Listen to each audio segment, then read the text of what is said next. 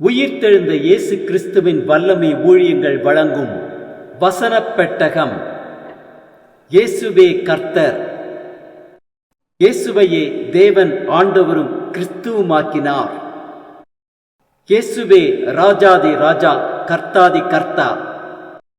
கிறிஸ்துவே மரித்தோர் மேலும் ஜீவனுள்ளோர் மேலும் ஆண்டவர். கிறிஸ்துவே போதகரும் ஆண்டவருமாயிருக்கிறார். வசனப் பெட்டகத்தின் இன்றைய தின கருப்பொருள்: நம் சரீரம் ஒரு ஆலயம். தேவனுடைய ஆலயம் பரிசுத்தமாயிருக்கிறது, நீங்களே அந்த ஆலயம். நம் சரீரம் ஒரு ஆலயம் என்பதை குறித்ததான வேத வசனங்களை பார்க்கலாம். 1 கொரிந்தியர் 6:19-20 வாசிக்கிறோம். உங்கள் சரீரமானது நீங்கள் தேவனாலே பெற்றும் உங்களில் தங்கியும் இருக்கிற பரிசுத்த ஆவியினுடைய ஆலயமாய் இருக்கிறது என்றும் நீங்கள் உங்களுடையவர்கள் அல்லவென்றும் அறியீர்களா? கிரயத்துக்கு கொல்லப்பட்டீர்களே, ஆகையால் தேவனுக்கு உடையவைகளாகிய உங்கள் சரீரத்தினாலும் உங்கள் ஆவியினாலும் தேவனை மகிமைப்படுத்துங்கள். 1 கொரிந்தியர் 3:16-17 வாசிக்கிறோம். நீங்கள் தேவனுடைய ஆலயமாய் இருக்கிறீர்கள் என்றும் தேவனுடைய ஆவி உங்களில் வாசமாய் இருக்கிறார் என்றும் அறியாதிருக்கிறீர்களா? ஒருவன் தேவனுடைய ஆலயத்தை கெடுத்தால் அவனை தேவன் கெடுப்பார். தேவனுடைய ஆலயம் பரிசுத்தமாய் இருக்கிறது, நீங்களே அந்த ஆலயம். ரோமர் 12:1-2 வாசிக்கிறோம். அப்படி இருக்க சகோதரரே, நீங்கள் உங்கள் சரீரங்களை பரிசுத்தமும் தேவனுக்கு பிரியமுமான ஜீவ பலியாக ஒப்புக்கொடுக்க வேண்டும் என்று தேவனுடைய இரக்கங்களை முன்னிட்டு உங்களை வேண்டிக் கொள்ளுகிறேன். இதுவே நீங்கள் செய்யத்தக்க புத்தியுள்ள ஆராதனை. நீங்கள் இந்த பிரபஞ்சத்திற்கு ஒத்த வேஷம் தெரியாமல் தேவனுடைய நன்மையும் பிரியமும் பரிபூர்ணமுமான சித்தம் என்னதென்று பகுத்தறியத்தக்கதாக உங்கள் மனம் புதிதாகிறதுனாலே மறுரூபமாகுங்கள். மத்தேயு 6:22-23 வாசிக்கிறோம். கண்ணானது சரீரத்தின் விளக்காய் இருக்கிறது. உன் கண் தெளிவாயிருந்தால் உன் சரீரம் முழுவதும் வெளிச்சமாயிருக்கும். உன் கண் கெட்டதாயிருந்தால் உன் சரீரம் முழுவதும் இருளாயிருக்கும். இப்படி உன்னிலுள்ள வெளிச்சம் இருளாயிருந்தால் அவ்விருள் எவ்வளவு அதிகமாயிருக்கும். 2 கொரிந்தியர் 6:14-15-16 வாசிக்கிறோம். அந்நிய நுகத்திலே அவிசுவாசிகளுடன் பிணைக்கப்படாதிருப்பீர்களாக. நீதிக்கும் அநீதிக்கும் சம்பந்தமேது? ஒளிக்கும் இருளுக்கும் ஐக்கியமேது? கிறிஸ்துவுக்கும் பேலியாளுக்கும் இசைவேது? அவிசுவாசியுடன் விசுவாசிக்கு பங்கேது? தேவனுடைய ஆலயத்துக்கும் விக்கிரகங்களுக்கும் சம்பந்தமேது? நான் அவர்களுக்குள்ளே வாசம் பண்ணி அவர்களுக்குள்ளே உலாவி அவர்கள் தேவனாயிருப்பேன், அவர்கள் என் ஜனங்களாயிருப்பார்கள் என்று தேவன் சொன்னபடி நீங்கள் ஜீவனுள்ள தேவனுடைய ஆலயமாய் இருக்கிறீர்களே. 1 கொரிந்தியர் 12:27 வாசிக்கிறோம்.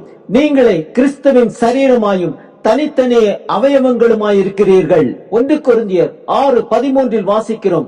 வயிற்றுக்கு போஜனமும் போஜனத்திற்கு வயிறும் ஏற்கும், ஆனாலும் தேவன் இதையும் அதையும் அழிய பண்ணுவார். சரீரமோ வேசித்தனத்திற்கு அல்ல, கர்த்தருக்கே உரியது, கர்த்தரும் சரீரத்திற்கு உரியவர். 1 தீமோத்தேயு 4:8 வாசிக்கிறோம். சரீர முயற்சி அற்ப பிரயோஜனம் உள்ளது, தேவ பக்தியானது இந்த ஜீவனுக்கும் இதற்கு பின்வரும் ஜீவனுக்கும் வாக்குத்தத்தம் உள்ளதாகியால் எல்லாவற்றிலும் பிரயோஜனம் உள்ளது. ரோமர் 8:10 வாசிக்கிறோம்.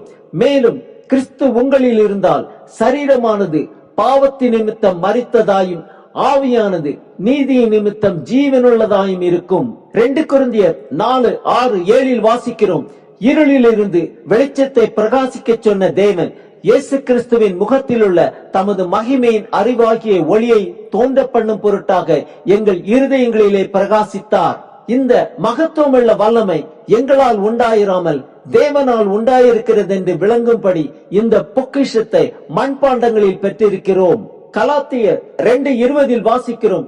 கிறிஸ்துவுடனே கூட சிலுவையில் அறையப்பட்டேன், ஆயினும் பிழைத்திருக்கிறேன். இனி நான் அல்ல, கிறிஸ்துவே எனக்குள் பிழைத்திருக்கிறார். நான் இப்பொழுது மாம்சத்தில் பிழைத்திருக்கிறதோ என்னில் அன்பு கூர்ந்து எனக்காக தம்மை தாமே ஒப்புக் கொடுத்த தேவனுடைய குமாரனை பற்றும் விசுவாசத்தினாலே பிழைத்திருக்கிறேன். எபேசியர் 3:17 வாசிக்கிறோம். விசுவாசத்தினாலே கிறிஸ்து உங்கள் இருதயங்களிலே வாசமாயிருக்கவும் நீங்கள் அன்பிலே வேரூன்றி நிலை பெற வேண்டிக் கொள்ளுகிறேன். 1 கொரிந்தியர் 10:31 வாசிக்கிறோம். ஆகையால் நீங்கள் புசித்தாலும் குடித்தாலும் எதை செய்தாலும் எல்லாவற்றையும் தேவனுடைய மகிமைக்கென்றே செய்யுங்கள். பிலிப்பியர் 1:20 வாசிக்கிறோம்.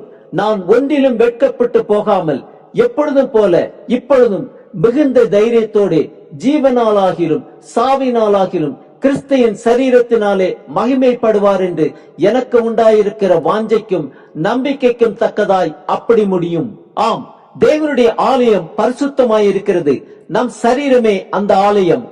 சரீரங்களை பரிசுத்தமும் தேவனுக்கு பிரியமுமான ஜீவ பலியாக ஒப்புக் கொடுப்போம். இதுவே நாம் செய்யத்தக்க புத்தியுள்ள ஆராதனை. தேவனுக்கு உடையவைகளாகிய நம் சரீரத்தினாலும் நம் ஆவியினாலும் தேவனை மகிமைப்படுத்துவோம்.